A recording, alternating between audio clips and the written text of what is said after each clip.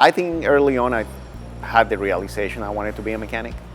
I've always wanted to kind of take things apart. And I was born in Bogota, Colombia, South America. The tracks down there are a little different. They were made, there were road courses on there, so it was a lot of fun to watch. It looked like a lot of fun to do. I did a little bit of that, but then I just developed an interest in being a mechanic. The main reason why I came to the States, as I'm starting to get involved in or interested in cars in general, most of the magazines that we got in Colombia that kind of explain anything about automobiles were in English. So the main interest to come here is to learn the language.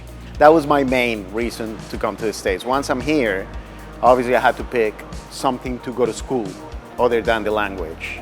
And I went to a place called Mid-Florida Tech, and I studied automotive technology for 3 years. And as I was finishing that, I met my wife. She's American, and we got married and I got to stay. And I was hired to be a mechanic on Jeff Simmons' car in Indy Lights. And at the end of that season, I believe Indy Lights, that original Indy Lights series goes under.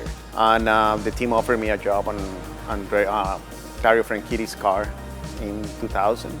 So that's my first year full-time in IndyCars with Dario in 2000 in Champ Car. In essence, we're all mechanics. We all do about the same job, and we work together to try to, give Marco a decent vehicle during the race weekend. So so far it's been pretty good. It just sometimes makes you realize this business, as hard as it can be, has a lot to do with the people that are around you, and they can make things a lot of fun. If I was to compare these to other teams, I would believe that our management still has high consideration for the human factor. And it's little things. We don't work late.